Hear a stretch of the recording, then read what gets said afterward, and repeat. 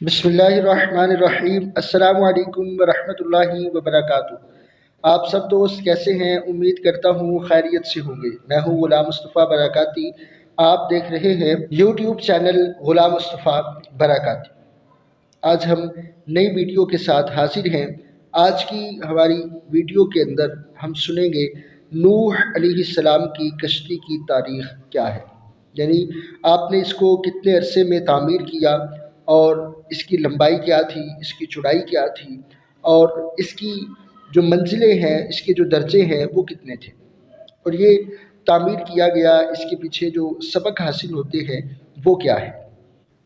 حضرت نوح علیہ السلام نے 950 سال لوگوں کو تبلیغ کی، اللہ پاک کی توحید کی طرف بلایا، اللہ پاک کی عبادت کی طرف، وحدانیت کی طرف بلایا، لیکن چند ایک کے سوا لوگوں کی اکثریت جو ہے انہوں نے آپ کی تبلیغ کو قبول نہ فرمایا، اس کا انکار کیا، مذاق اڑایا، یہاں تک کہ حضرت نوح علیہ السلام نے بیزار ہو کر اللہ پاک کی بارگاہ میں دعائے ضرر فرمائی، ان کی تباہی اور بربادی کے لیے دعا فرمائی۔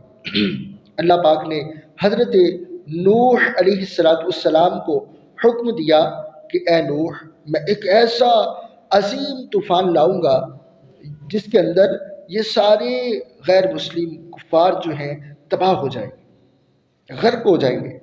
آپ ایسا کریں اپنے لیے اور اپنے چند مسلمانوں کے لیے جنہوں نے آپ کو مانا ہے، مجھے مانا ہے، ایمان لائے ہیں، ان کے لیے، چند مسلمان جو بچے کچے ہیں ان کے لیے ایک کشتی تعمیر کریں تاکہ طوفان کے وقت آپ اس کے اندر بیٹھیں اور آپ اور دیگر مسلمان اور دیگر جانور جو ہیں تباہی سے بچ جائیں، غرق ہونے سے بچ جائیں۔ چنانچہ حضرت نوح علیہ السلام نے کشتی کی تعمیر شروع فرما دی۔ کشتی کی تعمیر شروع فرمائی تو حضرت نوح علیہ السلام کی تعمیرات کو دیکھ کر کفار پوچھتے کہ اے نوح کیا کرتے ہو؟ نوح علیہ السلام کہتے کہ میں ایک ایسا مکان بنا رہا ہوں جو پانی کے اوپر چلے گا۔ کفار ہنستے کہ یہ کون سے مکان کی باتیں ہیں، ایسا بھی کبھی ہوا ہے کہ مکان بھی پانی پہ چلتا ہو؟ یوں کر کے طنز کرتے۔ نوح علیہ السلام کہتے کہ آج تم مجھ پر ہنستے ہو، لیکن ایک وقت آئے گا کہ ہم مسلمان تم پر ہنسا کریں گے۔ چنانچہ نوح علیہ السلام نے 2 سال کے عرصے کے اندر اس کشتی کو تعمیر فرمایا۔ اس کشتی کی لمبائی جو ہے وہ 300 گز تھی اور چوڑائی جو ہے اس کے بارے میں آتا ہے کہ وہ 50 گز تھی، اور اس کی اونچائی جو ہے وہ 30 گز تھی، اور اس کی منزلیں 3 منزلہ یہ کشتی بنائی گئی۔ سب سے پہلی منزل کے اندر حضرت نوح علیہ السلام نے درندوں کو سوار کیا، وہ جانور یا پرندوں میں بھی جو چیر پھاڑ کرتے، جیسے آپ سمجھیں کہ چیتا ہے، اسی طرح شیر ہے، اور ایسے جانور جو درندگی کی صفت سے متصف ہیں، ان کو سوار کیا۔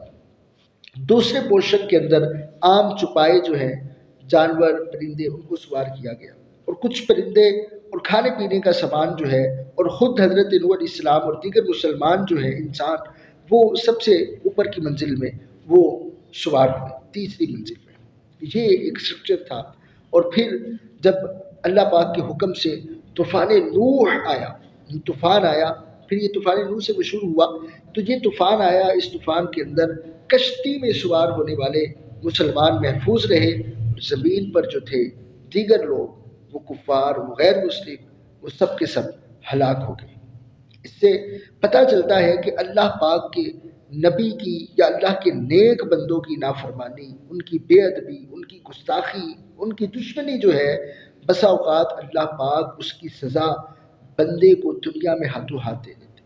اس لیے ہمیں چاہیے کہ ہم اللہ والوں کے ساتھ الجھے نہ، ان سے دشمنی نہ رکھیں، ان سے عداوت نہ کریں، ان کے ساتھ بدتمیزی نہ کریں، اور دیگر ایسی چیزیں، ان کی نافرمانی نہ کی جائے۔ اللہ پاک مجھے آپ کو توفیق عمل عطا فرمائے۔ امید کرتا ہوں آپ کو آج کی ہماری ویڈیو اچھی لگی ہوگی۔ ہماری ویڈیو اچھی لگی ہے لائک کریں، شیئر کریں، کمنٹ باکس میں اپنی رائے کا اظہار ضرور کیجیے۔ ملیں گے نئی ویڈیو میں نئے ٹاپک نئے عنوان کے ساتھ، تب تک کے لیے اللہ حافظ۔